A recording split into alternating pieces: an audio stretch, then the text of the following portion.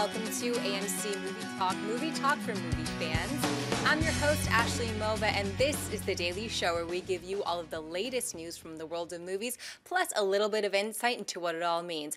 Joining us, as always, is AMC Movie News Editor-in-Chief, John Campea. Greetings and salutations, everybody. Welcome to the best damn movie-related show on the planet Earth, coming to you live from right here at the Stream.TV studios here in Hollywood, California.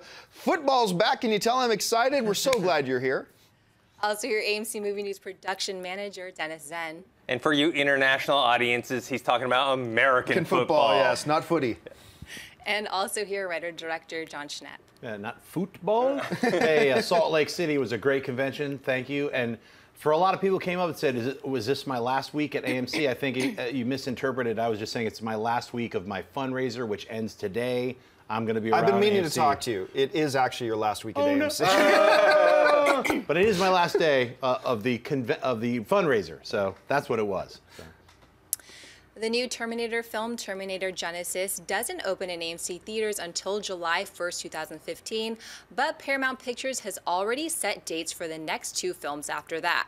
Terminator 2 is now set for May 19, 2017, and Terminator 3 on June 29, 2018, with the new films reportedly shooting back-to-back. John, is it a big gamble for Paramount to set two sequel release dates before seeing how the first film performs in theaters? In theory, it's a gamble because you think, hey, I mean, the last Terminator, film kind of crapped the bed, and they really want to go into production. But here's the thing: I mentioned this on AMC Mailbag yesterday. The thing we got to keep in consideration is this: is it a risk? Yes, but it's a minimal risk. Why? Because if they were saying that the new Terminator 2 was going to be in 2016. Big risk. Why? Because that means they need to at least be in production of that film by the time Terminator Genisys comes out, right? But if they're talking about 2017, they don't need to be in production of that movie by the time Terminator Genisys comes out. So it's all well and good for Paramount to come out and say, hey, Terminator 2 on this day, Terminator 3 on this day, 1 year apart. Clearly they're going to shoot back to back. But they've left themselves that wiggle room that if Terminator Genisys bombs, out comes the plug, and it's done with minimal investment. Now, will they already have to be a little bit in pre-production? Do they have to start visualizations and storyboarding? Yeah. Is there some investment involved? Yes, but they're hedging their bet. If they were really wanting to gamble, and if they were really wanting to take a risk, if they really believed in this and what it was going to do, it would be 2015, 2016, 2017, we're already shooting. Right. But this is the smart move. Right. It's the smart move. I don't blame them for this. This is the smart move. So risky.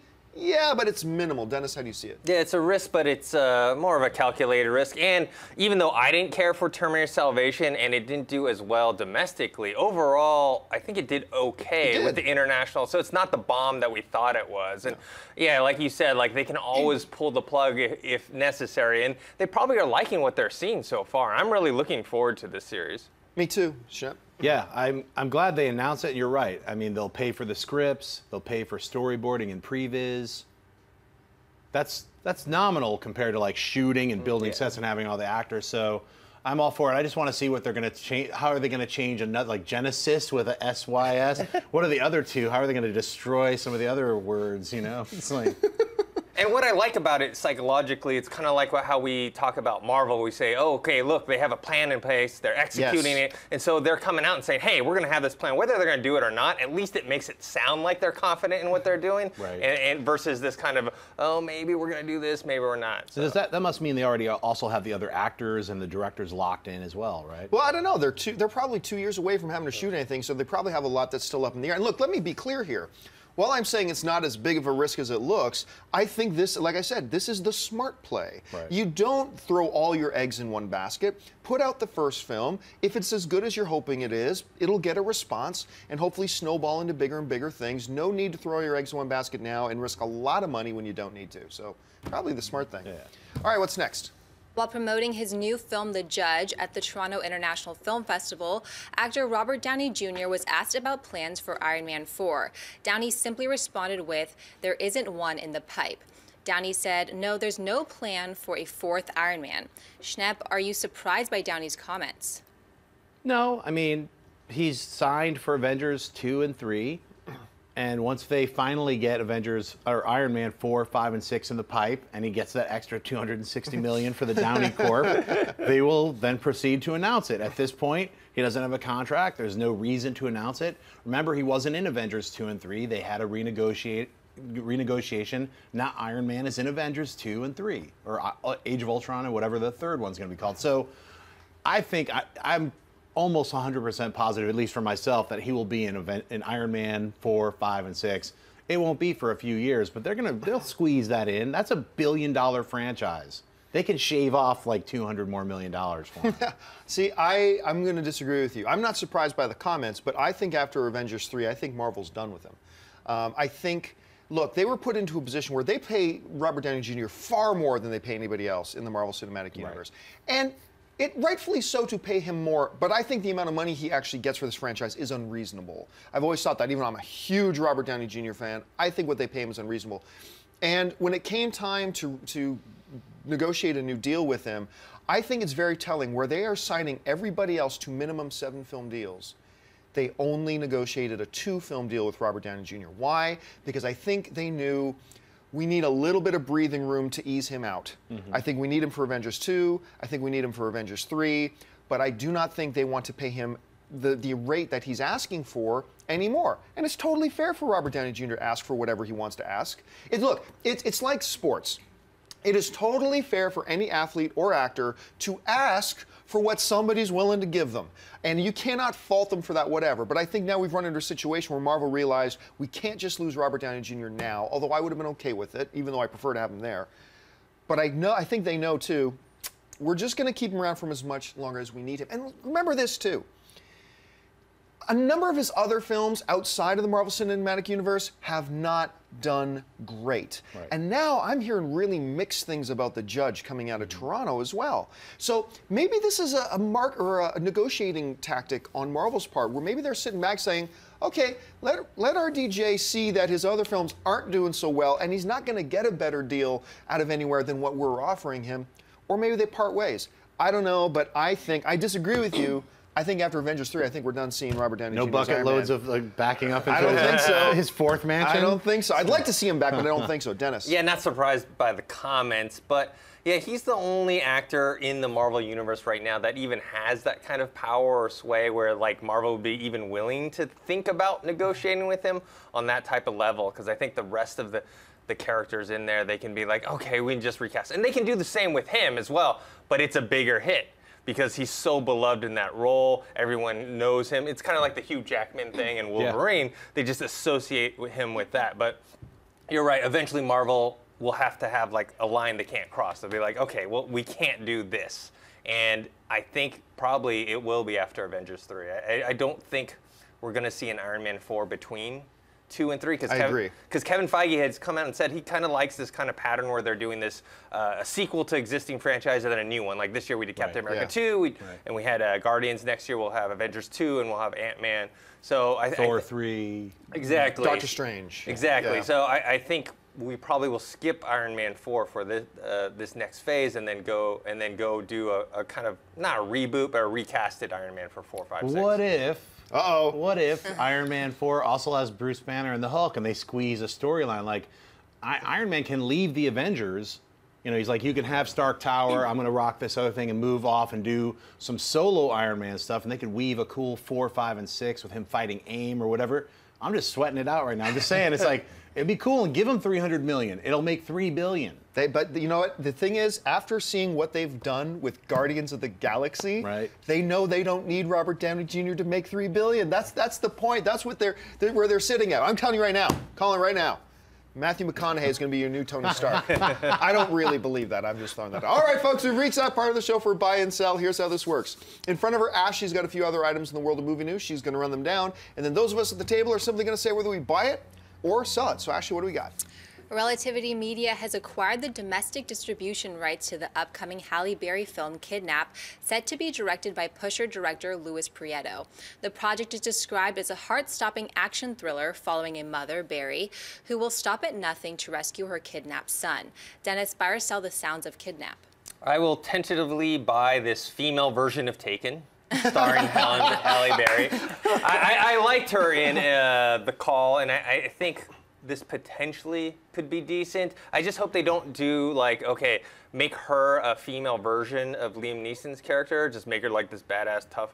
They should make it like have more motherly qualities to her. And speaking of Taken, I like that movie, enjoyable, horrible message. Basically it says, don't go venture out into the world because bad things will happen to you. I got to agree. I'm more excited about this new one. I buy it because the one thing about The Call, I'm really glad you brought that film up. The Call reminded us just how good of an actress Halle Berry is. Structurally, The Call is a bad film. Halle Berry made it a good film, you know, and it's very, very rare. Usually an actor can't turn a bad film into a good film. I think Halle Berry did. And because she kind of became, we forgot how good she was after Catwoman, you know, and there was a couple of missteps she took, right? But we forgot how purely talented that she is. I never thought of the Taken analogy, but you're probably 100% right about that. But I'm still excited about it. Can't wait to see her shine again. So for me, it's a buy. I'm going to tentatively buy it because, like you just said, Halle Berry, she really does shine through, even though she's in some uneven stuff. I loved her in Cloud Atlas, even though I didn't like a lot of Cloud Atlas, like her sections and certain sections of it I really loved. I do take issue with Pusher director. It's actually Nicholas Winding Refn is the Pusher director. This guy's the remake Pusher director. So I always, and it wasn't as good as the original trilogy. So check out the original Pusher 1, 2, and 3 if you really want to see that. The remake just didn't edge up. So I'd like to see that director take a new take with Halle Berry. So I'll tentatively buy it. You know? All right, what's next? It's already been 3 years since the surprise hit Real Steel hit theaters, and now director Shawn Levy is talking about the potential for a follow-up sequel. While at the Toronto International Film Festival promoting his new film, This Is Where I Leave You, Levy said the following: "We have been quietly developing a sequel to Real Steel for 3.5 years. We've come up with some great scripts, but Hugh and I would only make it if the plot feels fresh, but also the character journey feels fresh. And we found both, but never at the same time. It's ongoing. I know the clock is ticking." John, buy or sell that we'll actually get a Real Steel sequel? I'm gonna sell. I really liked Real Steel. Such a pleasant surprise. We all joked about it. It's Rock'em Sock'em Robots. It's gonna be dumb, blah, blah. What's Hugh Jackman doing? And at its heart, it was a human story, really about the relationship between a father and a son. And I thought it was touching and really nice. I really loved the characters. And because I liked the characters so much, I was actually kind of interested in another film. But Levy's completely right. The clock has been ticking from day one, and he's getting busier. I'm dying to see this new film of his, the This Is Where I Leave You. Such a great-looking cast. I'm hearing good things about it. He's obviously got Night at the Museum 3 coming out at the end, so he's still kind of putting the final touches on that. He's busy. Hugh Jackman is just getting busier and busier. He's the type, he's at a place in his career now where he's getting anything he wants. So I would like to see a Real Steel sequel, but I think Levy's right. I think the clock is ticking, but I think it's ticked too much. I think it's done. I don't think we're going to see a sequel. Yeah, I think the alarm went off like 3 years ago. Like, I would like someone out there watching this to take that picture and have electricity blasting out of Levy's hand, or force pushing someone. Or put a Magneto helmet on. Yeah, him. really, literally. There's something going on there with superpowers. I liked the movie all right, and in fact, I like the human elements way more than the Rock'em Sock'em robot parts. Some of the designs of the robots are cool, but ultimately, I was bored out of my mind whenever they had them fighting, which normally wouldn't happen. I would think, oh, that would be great. The human elements were okay. I don't need a sequel to this. I think the clock's timed out for me, so I sell it. I sell that they're going to make a sequel because I enjoyed it just like you guys did, but I just think that it's, it did okay domestically, did better internationally, and so maybe that's why they want to do it, but everyone's so busy, like you said, and Hugh Jackman, he's going to do X-Men Apocalypse and probably a Wolverine sequel back to back, So I just don't see it. And then we just saw with like Sin City what happens when you wait too long for your sequel to come out. 9 years. Yeah, people forget about it, and it does poorly at the box office. So I don't see it happening. You're gonna see. You haven't seen Night at the Museum? Oh yeah. You don't. Oh man, it's on my list. Yeah, you're not a real film person, right? You haven't seen Night at the Museum? It's one of my favorite trilogies of all time. I think me and Dennis are both not gonna see Night at the Museum. All right, what's next? The first trailer for the Jennifer Lopez movie, The Boy Next Door, has hit the web. The film follows a separated high school teacher, played by Lopez, who has an affair with one of her school students that lives next door to her. And you guessed it, things go wrong. Jeanette, buy or sell the first trailer for The Boy Next Door? Oh, baby, do I sell this. I mean, I watched it this morning and I just could not keep a straight face. I laughed through the entire thing. It's really bad. Sorry. Jennifer Lopez, she is a knockout. She's incredibly beautiful. I like her as an actress. This just was comical. Like, even the lines that they had, the little boy, you know, the man-child kept saying, he was like, yeah, things got wet over here, yo. You know, it was just like, she was like, you better leave. I can't, I live next door. It was just like, what a horrible script. I love your mama's cookies. Yeah, I love your mama's cookies. Credits. I'm like, is this a weirdo comedy? Someone, come on, man, is this even real? No way. You know, I was so excited when it came into my, when I was looking at my news feed and I saw that the studio sent out the announcement, hey, the trailer's dropped, because I have been looking forward to this. I think this sounds great. I've never been a big fan of Jennifer Lopez as an actress, but he's probably one of the top 10 most stunningly gorgeous women, 45 or over. I mean, yeah.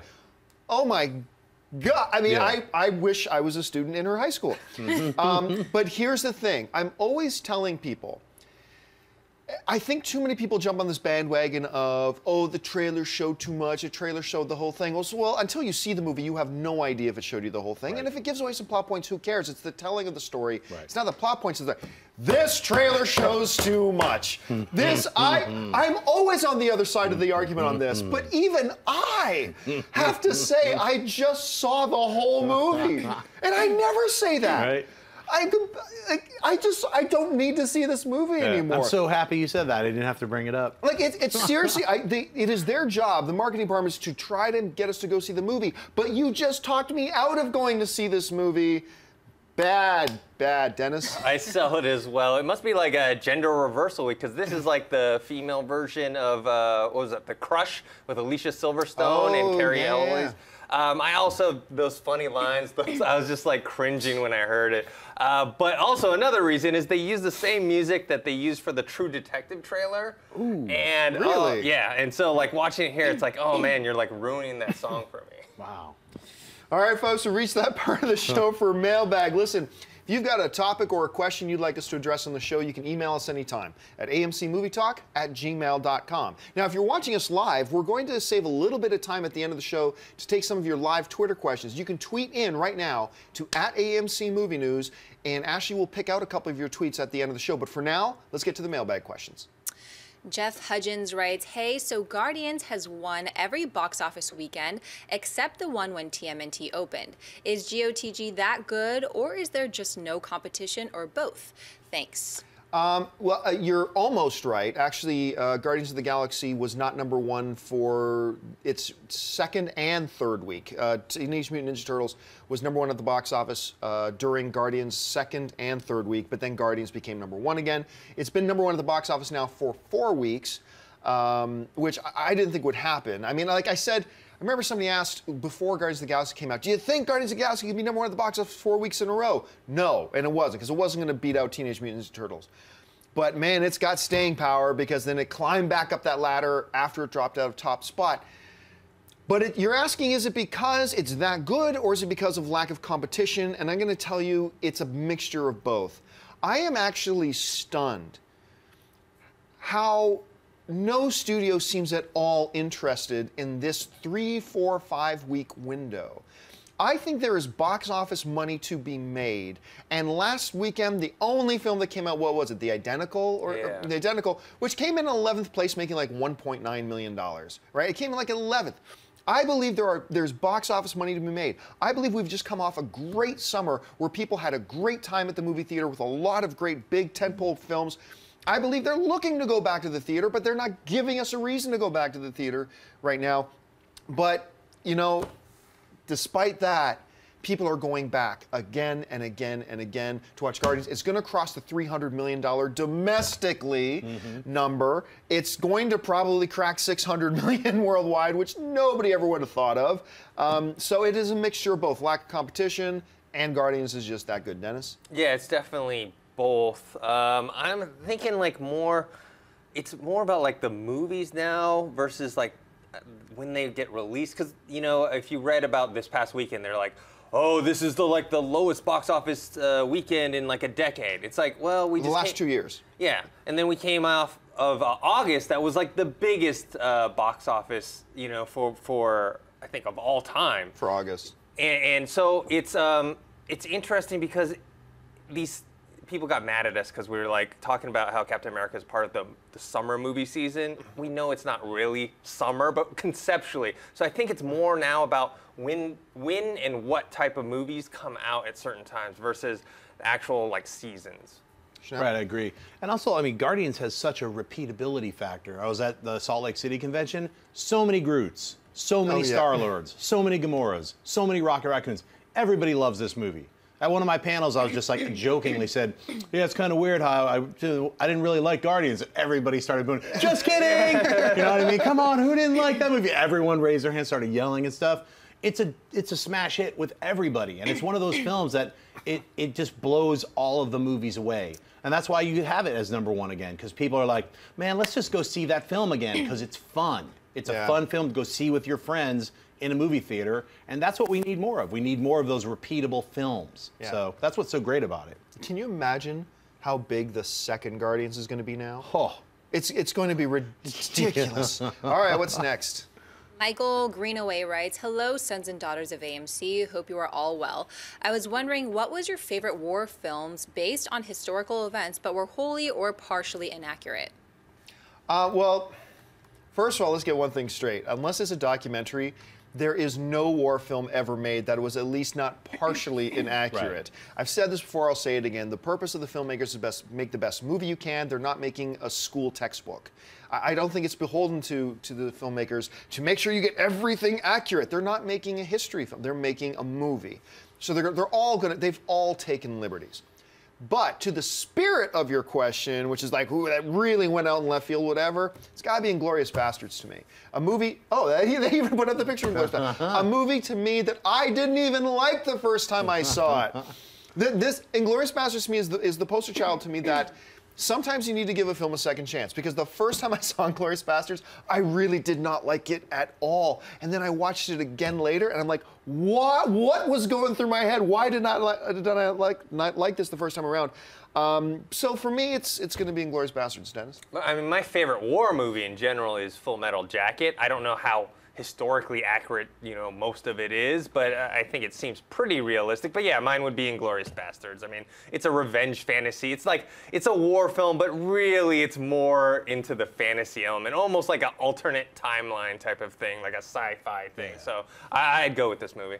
I'm going to go with both versions of Apocalypse Now, the first one and the Redux. So it's my favorite trippy, freak out, you know, war movie that's ever been made, like a journey into the hearts of darkness, literally. Well, I was going to say, like, Journey in the Heart of Darkness, like, if you want, that is also one of the greatest war movies ever made. Just the documentary about the making of Apocalypse Now is one of the freakiest things you can ever see. Martin Sheen having a heart attack is all. I had listed off a couple other films, like The Deer Hunter, Three Kings, Deer Hunter's really good. Hamburger Hill, Platoon. All of these things are adaptations or versions of, you know, like you said, unless it's an actual documentary, a lot of these things are just someone's perspective and opinion then written into a film. So yeah, Full Metal Jacket, Paths of Glory, another amazing Kubrick film, Thin Red Line, and of course The Hurt Locker. So just Star all Wars.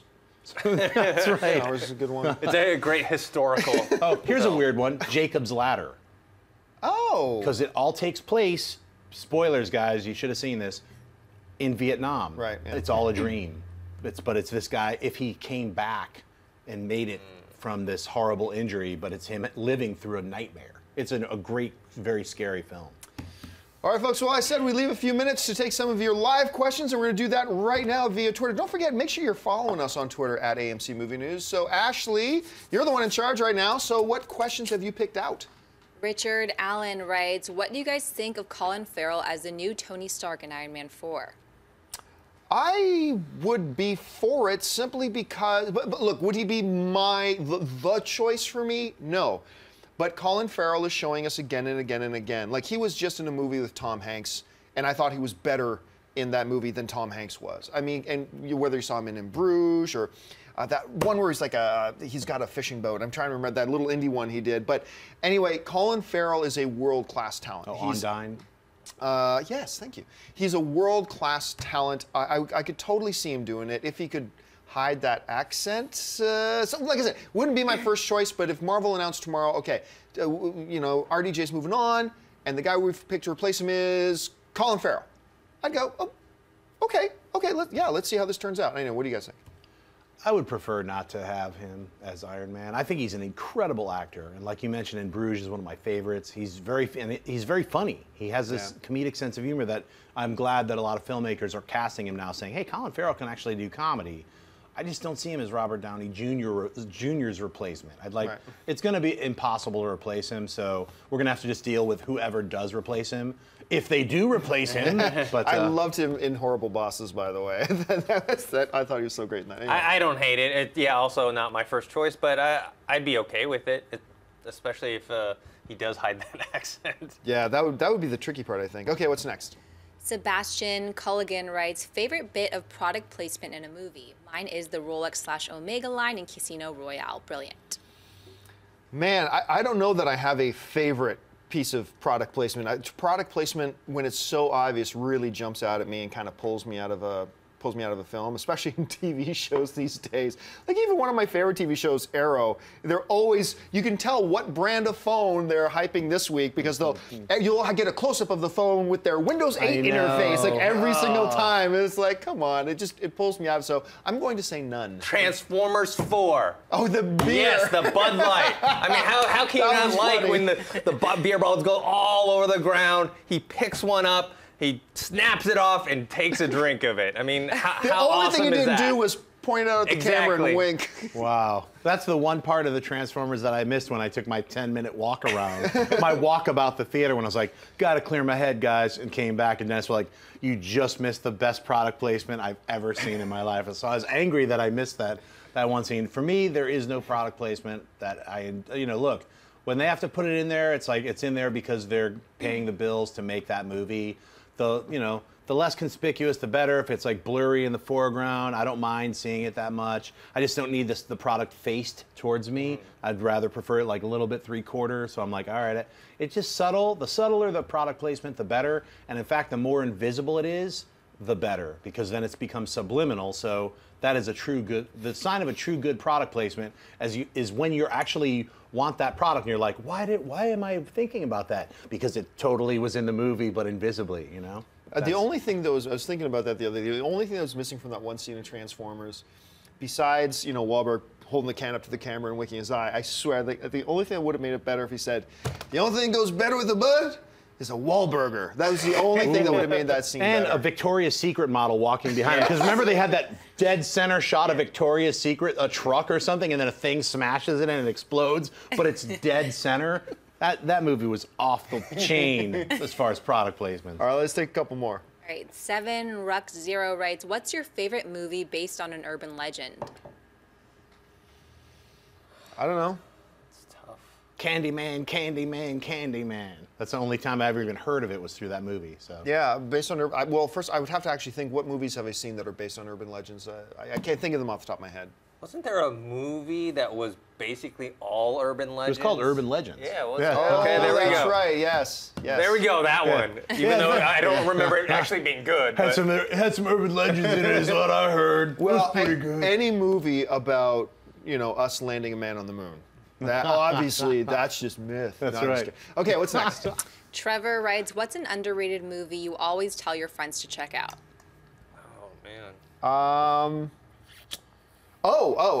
Yeah. The first one always Stardust. Still, I'm shocked nobody's seen Stardust. Stardust is so good. Claire Danes, Michelle Pfeiffer, who's so good in it. Robert De Niro. And I think one of my top 10 favorite performances of his in that, you've got, oh my gosh, it's just filled Ricky with... Gervais. Ricky Gervais has got a small part in it that's really good. It's been described as the new Princess Bride. Michelle Pfeiffer. So good in it. Yeah, so good. It is the new Princess Bride. It's incredible. It's amazing. So yeah, for me, I would say Stardust. Oh, This one's tough. I can't think of something like of all time. I just tell people more recently, check out like a movie like Mud or Lawless. You know what? I usually recommend if you haven't seen Once Upon a Time in the West or Once Upon a Time in America, both Sergio Leone movies, both great films. Those are films that kind of are lost in time, but completely worth seeing. So, I mean, just off the top of my head. All right, let's take one more. James Thomas Welsh writes, do you think a movie can be too Oscar baity? Yeah, I think it can, but remember, sometimes, I was reading somebody said this in a comment section, right, and I thought it was really intelligent. How often do you come across that? But it was really, really tough to point out, like, you know what? Don't confuse a movie that is good enough to be seriously considered for Oscars just Oscar bait. Maybe it's just because it's a really great movie that you got to consider for an Oscar. But then you can see those films where you can see, yeah, the Weinsteins really made this one with the Oscars in mind, or whoever. I'm not trying to pick on the Weinsteins. I'm picking on the Weinsteins. You know, they just made this one with the Oscar in mind, and other studios do it too, and you can really see that. And yeah, I think it hurts. I think it does hurt it. You guys think of anything? Yeah, I mean, sometimes some movies you get the sense of like they're trying a little too hard. I don't mind like Oscar-type movies. It's just when they get a little too saccharine for me, a little too over. I kind of felt that way. I like this movie, but I felt that way about The Help. I thought they kind of went a little bit too far with it. Oh, I didn't. I love that movie. You know what? For me, I don't really think about it until it becomes Oscar season, and then you see all those like papers, like, you know, most amazing performance. And if you saw the movie and you don't agree, you're like, they're just like, you know, they're Oscar baiting. That's how I look at the Oscar baiting. Is like once it's award season and everyone's like bringing out those movies, you're like, that's not really Oscar worthy. I don't know why you're like saying the most amazing performance, but it's like, I don't even remember people talking about it, you know. Versus movies that you're like, yeah, that deserves an Oscar, and they're doing that. So it kind of, that's when it really comes out for me, at least, is during the pre-Oscars when everyone's saying this should be, you know, nominated, and it's like, nah, maybe not, maybe for effects, you know. All right, folks, well, that'll do it for us on this installment of AMC Movie Talk. Thank you so much for joining us, guys. Hey, listen, don't forget, great movies playing over at AMC Theaters right now, like has all the legs in the world, Guardians of the Galaxy. Head on over to www.amctheaters.com for your theater showtime and your movie ticket information. Don't forget, if you want an audio-only version of this episode, we got a podcast feed. Look in the description of this video, and you'll see it there. And don't forget, click the thumbs up button. Tell everybody else about this show so they can subscribe to our channel as well. I want to thank the guys sitting at the table with me. First of all, our production manager at AMC Movie News, Mr. Dennis Zen. Dennis, where can people find you online? You guys can find me on Twitter at ThinkHero and on Instagram, dennis.tzeng. As you guys say, that's an awesome I love that t-shirt. I've seen that on your internet. King of the Kaijus. And of course, fresh back from Utah, Mr. John Schnepp. Schnepp, where can people find you online? You guys can find me at Twitter and Instagram, just at John Schnepp. And today is my last day. If you guys want to contribute to my film, my documentary for The Death of Superman Lives, What Happened, last 12 hours, you know, get your name in the credits. Last time you'll hear me like barking about it until the movie comes out next year. So any support will be helpful. Thanks again. And support, I'm sorry, supportsupermanlives.com. That's it. And of course, our lovely host today, Miss Ashley Mova. Ashley, where can people find you online? Twitter, Instagram at Ashley Mova. Happy Monday, guys. And of course, you can find me on the various social media networks just at John Campia. Thanks a lot for joining us, guys. My name is John Campia for AMC Movie News, and until next time, bye-bye. Hey everyone, if you liked this video, click that thumbs up button and make sure to subscribe to our AMC Movie News YouTube channel. It's free and helps you stay up to date with all the latest movie news, as well as our daily AMC Movie Talk show. Also, make sure that you follow us on Facebook and Twitter to stay up to date with all of our special promotions, contests, and prize giveaways.